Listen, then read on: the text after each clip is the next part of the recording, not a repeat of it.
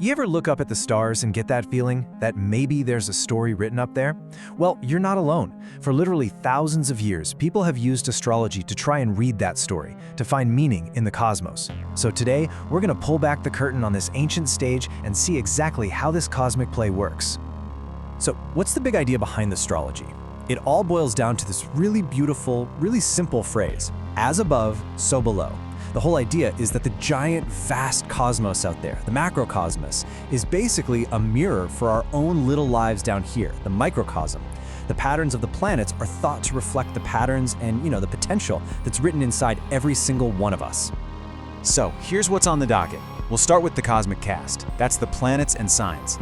Then we'll check out the stages of life, which are the houses. And finally, the fun part, putting it all together to actually read the cosmic play. All right, let's jump right in. The absolute best way to get your head around a birth chart is to picture it as a script for a big cosmic play. And of course, every play needs its cast of characters. So who are the stars of the show? The planets. You can think of them as the main actors. Each one represents a fundamental drive, a core energy that we all have inside us. They're the what of the story, like what energy is actually doing something. So, let's meet the main cast, shall we? First up, you've got the sun. That's your ego, your core identity, basically the hero of your personal story. Then there's the moon. That's your private inner world, your feelings, your gut instincts. Mercury, he's the messenger, all about how you think and talk. Venus is the lover and the artist. She's about relationships, pleasure, what you value. Mars is your inner warrior, your drive, your energy, how you go after what you want. Jupiter is the big, optimistic philosopher, all about expansion and luck. And then you have Saturn, the tough love teacher, bringing structure, discipline, and those hard-earned life lessons. Okay, so if the planets are the actors, what are the zodiac signs?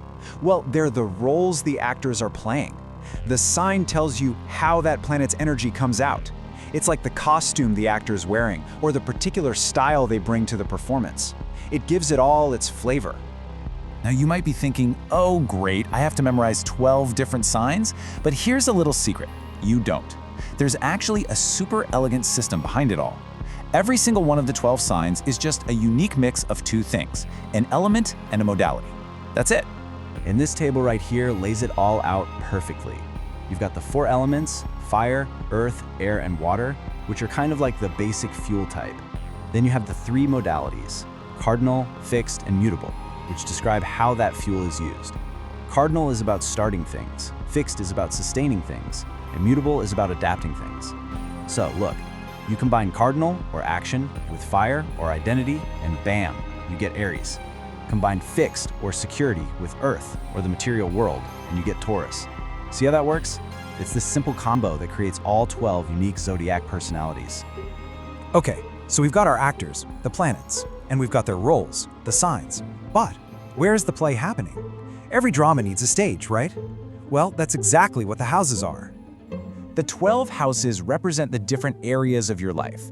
Think of them as the different sets or stages. So let's recap. If the planet is the what and the sign is the how, then the house is the where. It tells you the specific part of your life where all this cosmic action is going down. And each house has its own theme. For example, the first house is all about you, your identity, your personality, how people first see you. The 4th house, that's the stage of home, family, your roots. The 7th is all about your major relationships and partnerships, and the 10th house is that big public stage of your career and your reputation in the world. But here's where it gets a little more complex and interesting. Turns out, there isn't just one single way to slice up the sky into these 12 stages. Astrologers use different methods, called house systems, and depending on which one you use, a planet might actually end up on a different stage of your life. The 2 you'll hear about most are whole sign and Placidus. Whole sign is the oldest and it's super simple. 1 zodiac sign equals 1 house. It's great for getting the big picture themes. Placidus is the one most apps use by default, and it calculates these unevenly sized houses based on your exact birth time. It's often used for more detailed psychological stuff. And you know what? A lot of modern astrologers actually use both, looking at them as different, equally valid layers of the story. All right, we've got the actors, the roles, and the stages.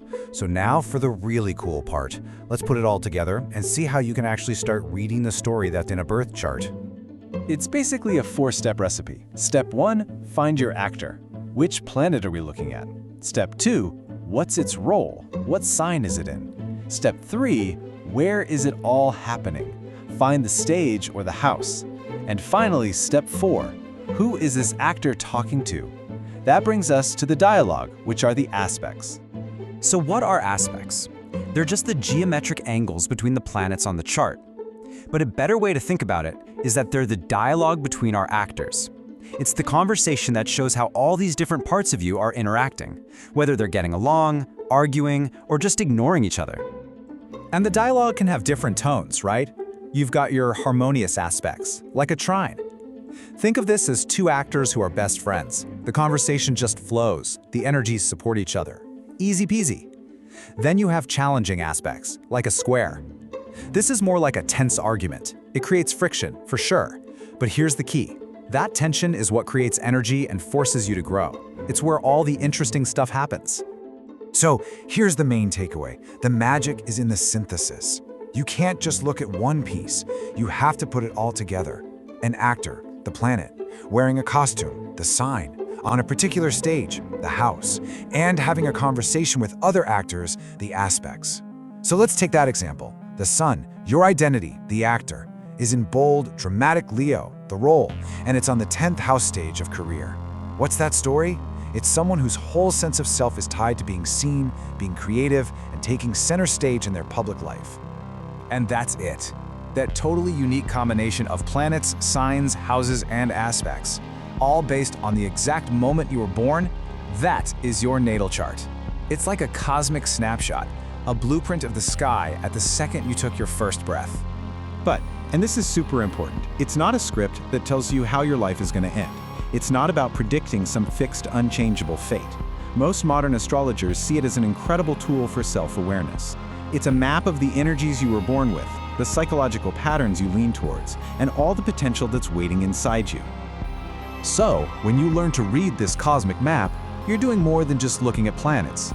You're learning a whole new language to understand yourself. Your birth chart is your own personal myth, a unique story just waiting to be explored. And really, the only question that's left is, what story does yours have to tell?